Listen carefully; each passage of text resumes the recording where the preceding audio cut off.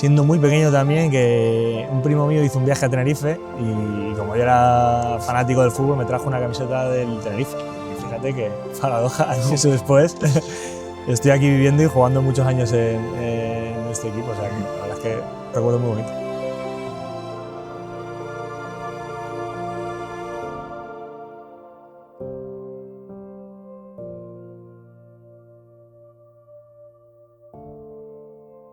...2026 comienza con un magnífico regalo para los oyentes de Radio Club Tenerife porque la primera entrevista del año es con Aitor Sanz Martín. Aitor, ¿qué tal? Muy buenas. Hola, muy buenas. Feliz año nuevo.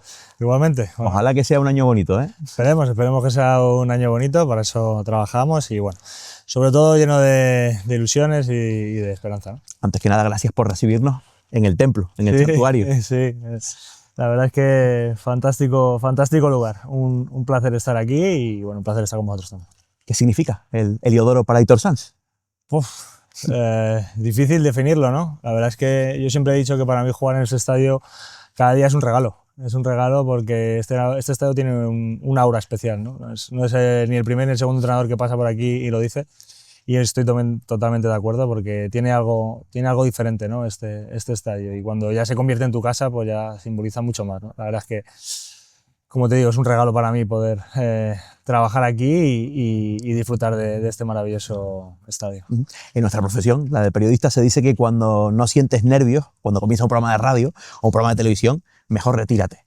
¿Tú sientes nervios? ¿Sientes burbujitas en el estómago cuando hay día de partido? Claro que sí. Yo creo que es esa cosilla de la competición, ¿no? Que tenemos los deportistas, no solo futbolistas, ¿no? Les pasa a un montón de deportistas, pero ya no solo jugadores, ¿eh? Yo esto lo he escuchado con entrenadores, con fisioterapeutas, con otro tipo de gente, sobre todo que llevan tiempo implicados en algún sitio, que esos nervios antes de la competición siempre aparecen y yo creo que llega a ser hasta adictivo, ¿no? ¿La rutina es fija para los días de partido? ¿Hace siempre lo mismo?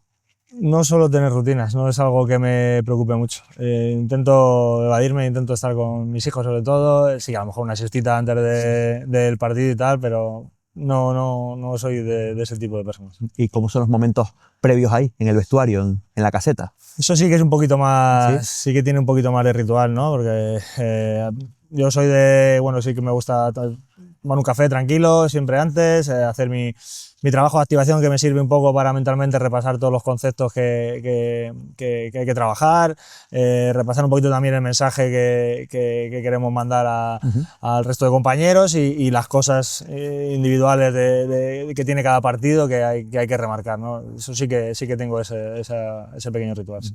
No sé si se puede contar qué les dices, ¿no? Pero sí que es verdad que son especiales esas conjuras, esos momentos previos de intimidad entre ustedes, ¿no? Sí, son momentos bonitos también, ¿no? Porque, bueno, uno intenta expresar lo que siente en ese momento y que sea siempre dirigido hacia el partido, hacia las particularidades que tiene cada encuentro, ¿no? Porque no todos los partidos son iguales ni todos los rivales, ¿no?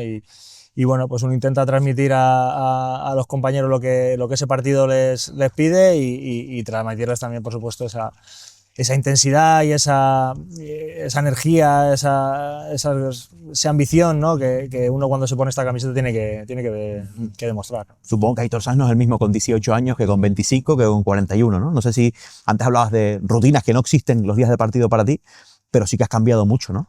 Sí que cambias la forma de cuidarte, claro. Sí, muchísimo.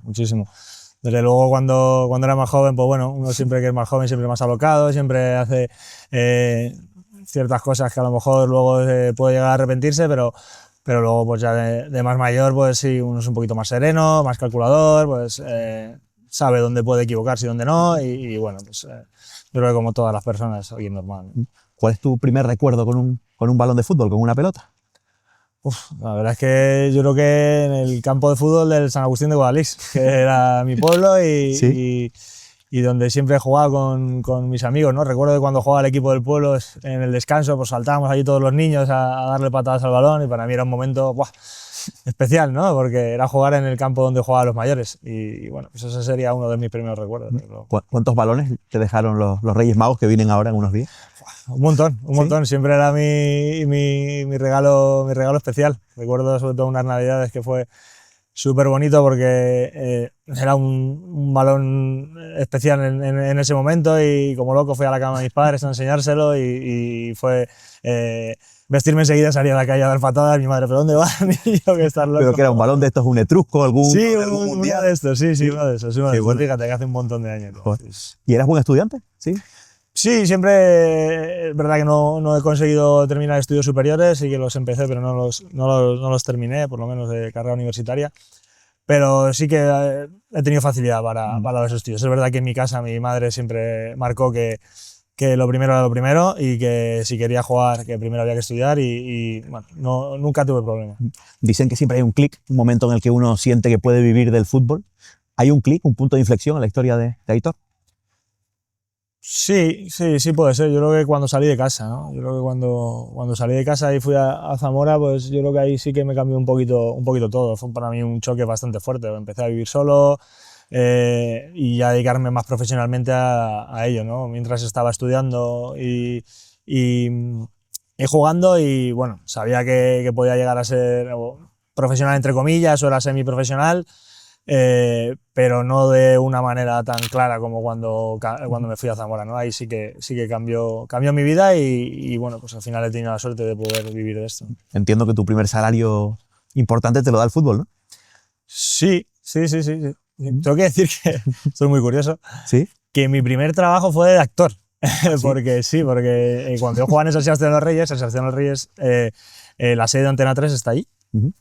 Y preguntaron en el club si había alguien que supiera hacer dos cositas con el balón porque iban a hacer un anuncio para la Champions que iban a emitir durante esa temporada y nada, pues desde el club avisaron si alguien quería ir y dije, pues yo voy. En ese momento no ganaba dinero todavía con el fútbol.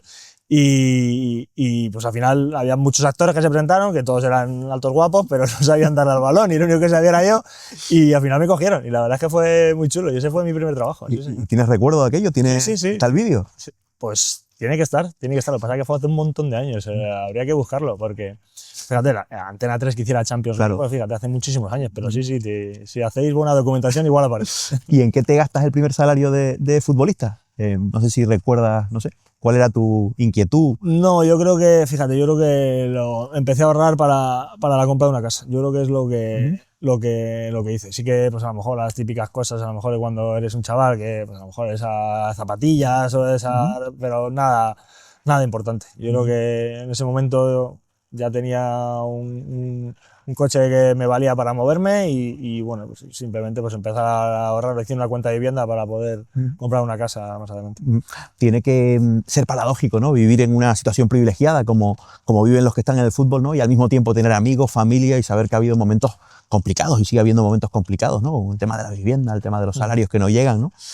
Al final se te ve muy reflexivo, ¿no? En las decisiones que tomas como justamente es. Sí, la verdad es que la situación en ese momento, yo ya que tengo hijos y miro un poco hacia el futuro para ellos, es un poco dramática, ¿no? Porque ahora mismo, sobre todo en una ciudad como Santa Cruz, encontrar un acceso a una vivienda pues es realmente difícil, ¿no? Alguien que no tenga unos ahorros pues es complicado, ¿no? Y bueno, pues siempre, desde luego, en mi casa siempre hemos tenido un poquito una mentalidad de, pues eso, en mi casa nunca ha faltado de nada, pero tampoco nos ha sobrado y bueno, siempre hemos tenido esa idea de, pues eso, de mirar un poco a lo lejos y no fundir las cosas rápido, ¿no? Porque bueno, en el futuro nunca sabe uno lo que le puede parar. ¿Cuántos consejos habrás dado, ¿no? A canteranos, a futbolistas que empiezan de chicos, ¿no? Bueno, sí, siempre les digo lo del tema de la AFE, lo del tema de la mutualidad, pero no solo yo, hay un montón de gente, ¿no? Que se dedica o que le gusta, ¿no? Y que yo creo que es importante, ¿no? Porque yo sí que lo recuerdo que conmigo lo hicieron y para mí, pues, oye, pues, es un mundo nuevo donde llegas, donde empiezas a ganar un dinero que a lo mejor no estás acostumbrado y que es importante que alguien te lo marque, ¿no? Y bueno, yo creo que hoy en día los chicos muchos o la mayoría de ellos vienen bien enseñados y la verdad es que es una alegría. Oye, Aitor, ¿siempre centrocampista? Sí, yo creo que tengo que decir que yo creo que juegan casi todas las posiciones, menos de portero, siempre en algún momento de mi carrera, algún partido en concreto, pero sí, normalmente sí que he sido centrocampista. ¿Y qué ídolos tenías de pequeño? Cuando te regalan aquel balón, por ejemplo.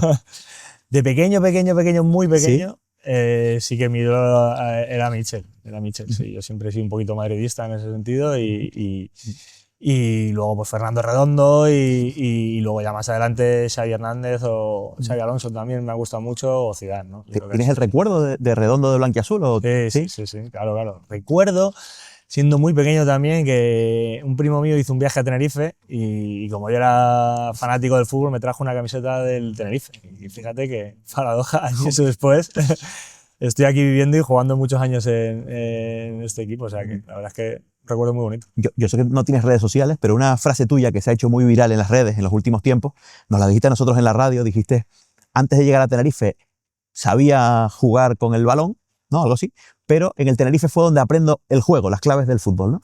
Algo así. Sí. Antes jugaba al fútbol y cuando llegué aquí empecé a comprender el juego. Yo creo que ahí es diferente, ¿no?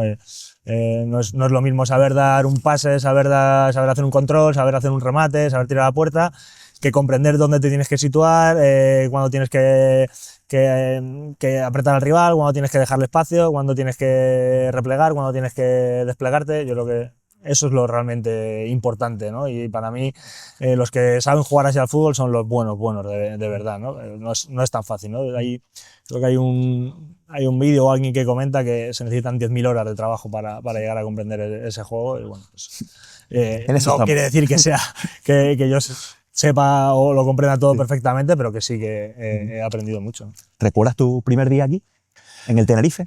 Recuerdo mi primer partido, pero el primer día, la llegada a la isla sí, cuando me quedé en el hotel escuela, conocí a Raúl Cámara, conocí a Carlos, eso sí que lo recuerdo, pero fíjate que mi primer entrenamiento no. Y me acuerdo que nos contaste que tenías dudas, ¿no? Porque al fin y al cabo es verdad que te vemos como una persona segura, muy templada y con muchos valores y muchas virtudes, pero es verdad que nos decías que también tú tenías tus miedos, tus inseguridades, es decir, a lo mejor no cumplo ni tan siquiera los 2 años de contrato. Eso vine con mucho miedo, porque ese año el Tenerife había ascendido, había hecho una gran temporada, los jugadores que el equipo tenía eran fantásticos, en mi posición encima estaba Íñigo, que era un jugador capital para Íñigo Ross para el club y para el entrenador y bueno, yo vine, para mí, llegué aquí entendiéndolo como una oportunidad y intentando aprovechar los pocos minutos que el míster me pudiera dar. Al final tuve la suerte, entre comillas, la desgracia de un compañero, que Íñigo se fracturó el quinto metatarsiano en pretemporada y no pudo empezar, y ahí empecé yo jugando y bueno, pues al final empecé jugando bien y luego pues también me costó unos partidos que salí fuera, luego volví a entrar, bueno, pero sí que me sentí que podía ser partícipe de ello, ¿no? Y eso ya la cosa cambia, porque ya empieza a creer un poquito más en él. Y con el impulso de tu mujer, que fue la que te dijo... Sí, yo desde luego que no quería venir porque pensaba que no iba a jugar. Sí. Y bueno, yo también estaba muy arraigado en Oviedo, ¿no? Y bueno, ella fue la que me dijo, esto es una oportunidad que no puedes dejar escapar, ¿no? Y recuerdo que, bueno, pues que tuvimos unas lagrimillas y que me costó mucho venir, pero creo que fue una decisión acertadísima porque estoy feliz aquí. Sabes que hemos coincidido con tu padre en algún desplazamiento y nos ha dicho que de lo más orgulloso que se siente de lo que decimos los medios de Tenerife es que Aitor va a Zamora y se siente zamorano, va a Oviedo, se siente asturiano, llega aquí y se hace chicharrero. Eso dice mucho de la persona, ¿no? Bueno, yo creo que uno tiene que intentar pues, adaptarse a donde va, ¿no? No podemos pretender que la gente donde tú llegas se adapte a ti, ¿no? Yo creo que eso es fundamental. Y luego, pues qué cosa más bonita que cuando uno llega a un sitio empaparse un poco de la cultura y de las cosas donde está, ¿no? Porque aunque uno se siente sus raíces y claro. Me siento muy de San Agustín de Guadalés y madrileño, pero yo creo que uno empaparse un poquito de las cosas donde va, pues siempre es bonito, ¿no? Y bueno, sobre todo tratarlo con respeto y con humildad, pues vaya por delante, ¿no? Aparte de los tópicos, de los guachinches, de las playas, ¿qué has hecho para empaparte de la cultura canaria? Bueno, pues simplemente pues yo creo que donde fueres a lo que vieres, ¿no? Eso es, sí. Bueno, pues intentar vivir un poco o adaptarme un poquito dentro de lo que a mí me gusta, a lo que ellos o a lo que la gente de aquí suele hacer, ¿no? Y bueno, pues eso, disfrutar de los carnavales como uno más, pues eso, lo que tú dices, esos guachinches, las playas, pues bueno, un poquito lo normal, ¿no? Tampoco hay que hacer... Tampoco, no, pero ¿te gusta perderte por la isla? ¿Tienes rincones favoritos? Cuando puedo, cuando puedo, porque es difícil. Yo soy muy de ir a caminar al monte, me gusta mucho pues, la parte de Anaga o la parte del Orotava por arriba, que también he ido bastante, y bueno, alguna playita también, pero bueno, ahora con los niños la verdad es que ya es más complicado. ¿Cómo has ido viviendo cumplir hitos? Porque me acuerdo de las camisetas aquellas que entregaba en su día Miguel Concepción, ¿no? 50, 100, 150, 200. ¿Eras consciente de lo que estabas consiguiendo, que es una barbaridad?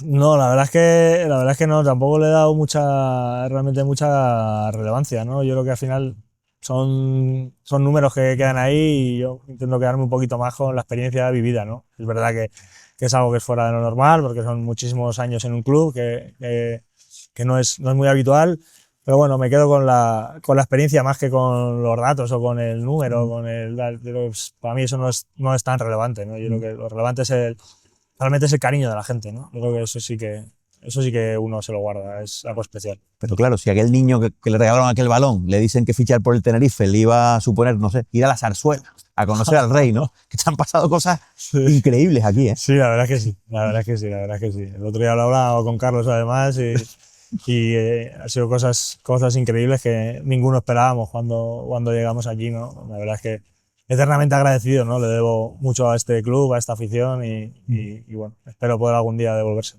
Pasamos de puntillas por la parte más agria, más difícil de tu etapa aquí. Ha habido muchas privaciones, muchos momentos complicados, pero sobre todo uno, ¿verdad? Que es la lesión. Sí, la verdad es que la lesión fue muy dura, pero fíjate, pensaba que me ibas a decir el descenso. Yo creo que... También, claro. Ahora, viéndolo hacia atrás, yo creo que igual el descenso fue más duro, ¿no? Porque la lesión al final es algo personal y uno, pues bueno, son cosas que a uno le llegan y que las tiene que pasar.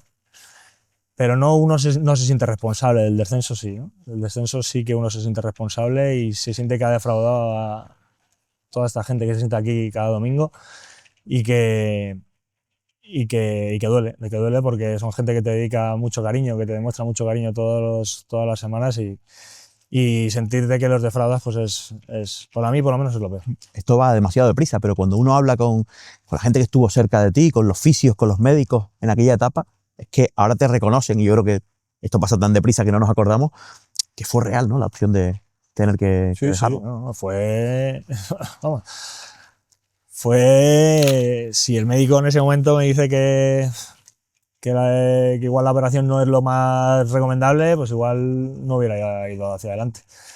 Me salvé porque optamos por un tratamiento conservador. El tratamiento conservador me implicaba que tenía que hacer 3 sesiones de entrenamiento al día, que llegaba 1 hora antes de los entrenamientos del equipo, entrenaba con el recuperador, entrenaba luego con el equipo, aunque aparte, y luego por las tardes entrenaba otra vez con el readaptador.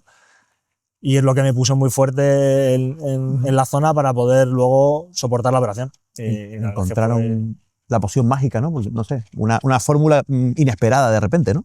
Al final he pasado luego también por otras lesiones de rodilla y tal, no sé qué, al final es trabajo.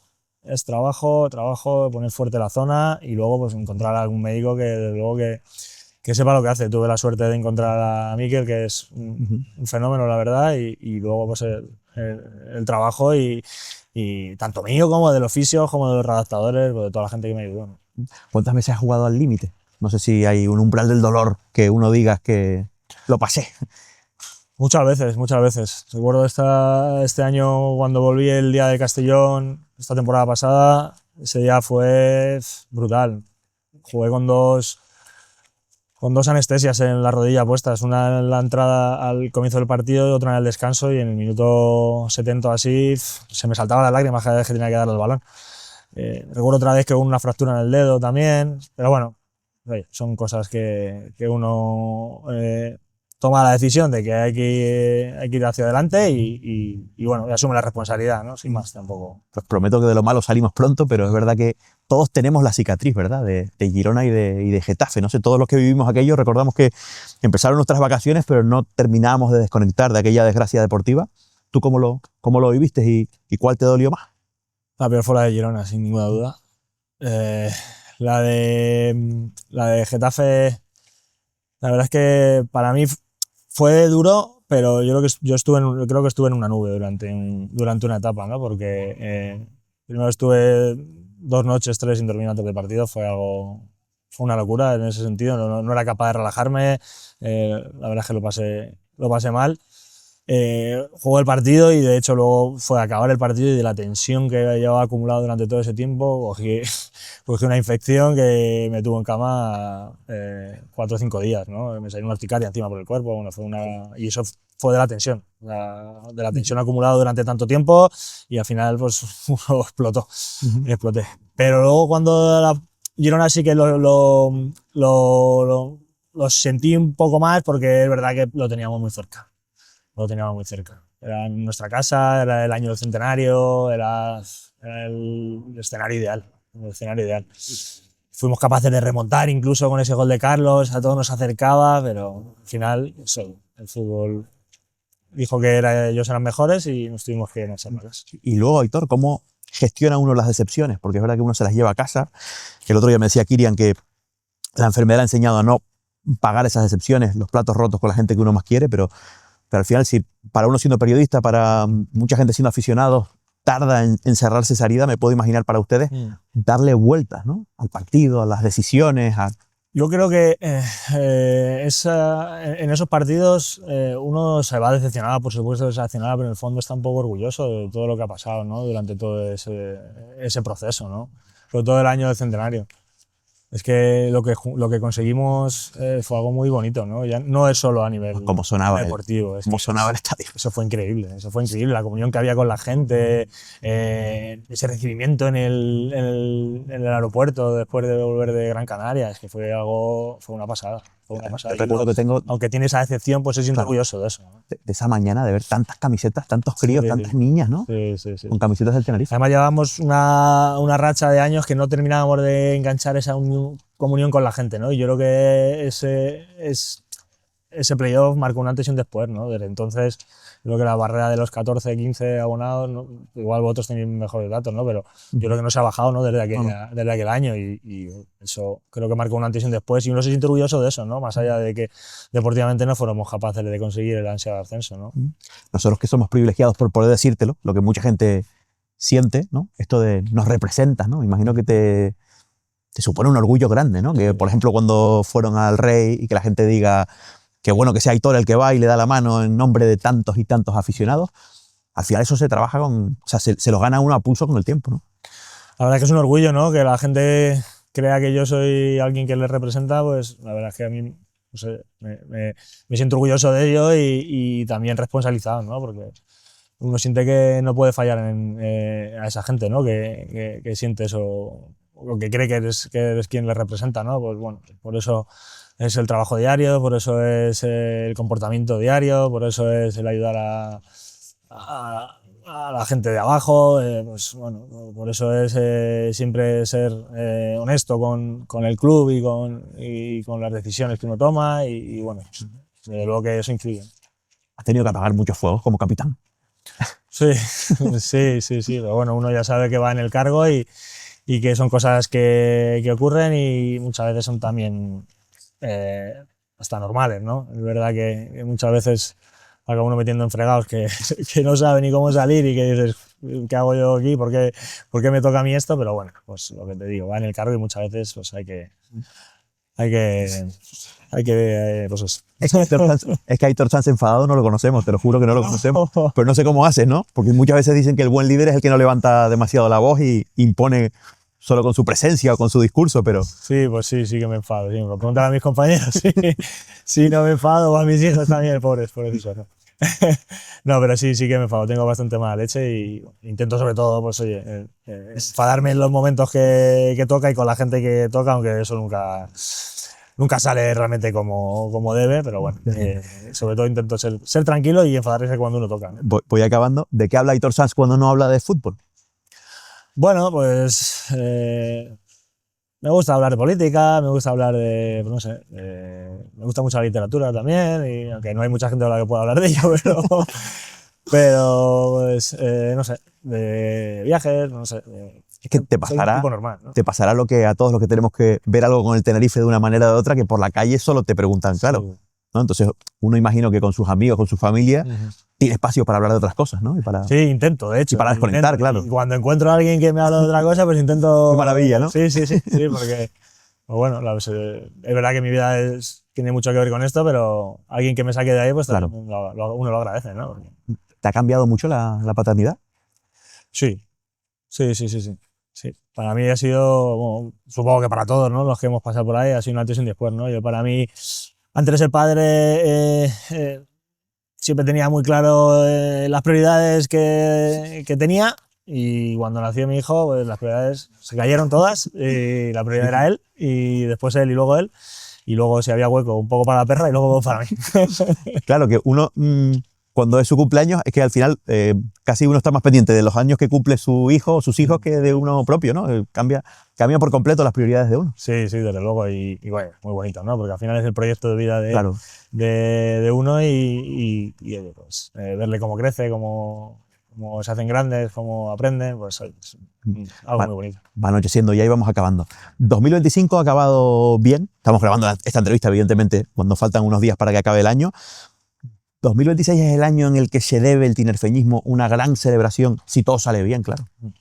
Ojalá, la verdad es que este club y este entorno se merecen una celebración ya de hace mucho tiempo, ¿no? Porque ya no solo lo que vivimos el año pasado, que creo que la afición dio una lección al fútbol español de cómo se comporta uno y de cómo uno afronta las decepciones, y es verdad que le toca una alegría, pues, y ojalá podamos dársela porque la gente se lo merece, ¿no? Y bueno, yo creo que estamos en el camino y se han puesto sobre todo unas bases importantes, que yo creo que es lo más importante y lo que más debemos celebrar, que hay una solidez detrás, con vistas a largo plazo, ambiciosa y con un proyecto interesante en el que no se van a hipotecar las cuentas del club o los jugadores que vengan de abajo que sean potencialmente interesantes. Y oye, esperemos que sea un año para una alegría, ¿no? ¿Lo has visualizado? Porque tampoco quiero hablar mucho de ello, porque no está conseguido y el mensaje tiene que ser el partido a partido, pero no sé, ¿has pensado en ello? Fíjate que los otros dos ascensos lo pensé mucho y este no lo quiero pensar. Mejor. No se me vaya a escapar, por eso. Mejor. No se me vaya a escapar. Pero los otros ascensos sí que los visualicé mucho y intento centrarme en el día a día. Porque al final el objetivo es muy bonito, pero el proceso creo que lo es más. Y creo que centrarnos en el proceso y disfrutarlo, creo que... Estamos disfrutando, ¿no? Todo. Sí, por eso. Y yo creo que muchas veces el visualizar un poco lo que puede llegar nos hace que nos perdamos lo que está pasando, ¿no? Yo eso lo aprendí cuando nacieron mis hijos, y creo que vamos a disfrutar del día a día, que estamos viendo cómo vamos a jugar fuera de casa y hay un montón de gente animando y disfrutando y siendo un ejemplo para todo el mundo, y pues vamos a disfrutarlo, y que creo que la gente se merece. Venía con la idea de no hacerte esta pregunta y no te la voy a hacer porque somos muy pesados con el tema del futuro y tal, pero no sé, ¿en qué porcentaje tienes tú más o menos tomado una determinación o cuánto has visualizado el momento de decidir, claro? No, a ver, yo lo que sí que tengo más o menos claro es que creo que con la idea de seguir ligado al fútbol, ¿no? Cuando termine, porque me gusta mucho y porque creo que se me da bien. Y el día, pues no lo sé, desde luego que está muy cerca. Si no es este final de temporada, pues como muchísimo será el que viene, pero no creo que sea así. También te digo, ahora mismo, los últimos años, siempre que llega esta fecha, digo, este es mi último año seguro. Y luego ha llegado el momento y por lo que sea, pues por una cosa o por otra, pues al final he seguido jugando. Soy un enamorado de esto y me encanta y soy un privilegiado, ¿no? Y bueno, pues, si me veo con fuerzas y el club que lo cree necesario, pues puede ser que siga, y si no me veo con fuerzas, pues probablemente no. Pero vamos, simplemente disfrutar del momento. ¿Te has imaginado mucho el día después? Que, no sé, que suene el despertador y ya Aitor Sanz no es futbolista, no tiene que ir a entrenar. Lo he pensado mucho siendo mucho más joven. Lo he pensado muchísimo, y me ha agobiado muchísimo. Eso para mí un momento de ansiedad bastante grande. Pero los últimos años no. Yo creo que como he he interiorizado tanto que este es mi último año, este es mi último año, Sí, sí. este es mi último año. Lo he interiorizado tanto que al final he dicho, tengo que disfrutar y que la vida venga por donde venga, ¿no? Y al final, ¿para qué nos vamos a preocupar por el futuro, ¿no? Mejor ocuparse del presente y lo que tenga, pues, que ser será. Espero que los oyentes lo hayan disfrutado. Aitor Sanz, feliz año. Muchas gracias. A vosotros igualmente. Muchas gracias. Vamos.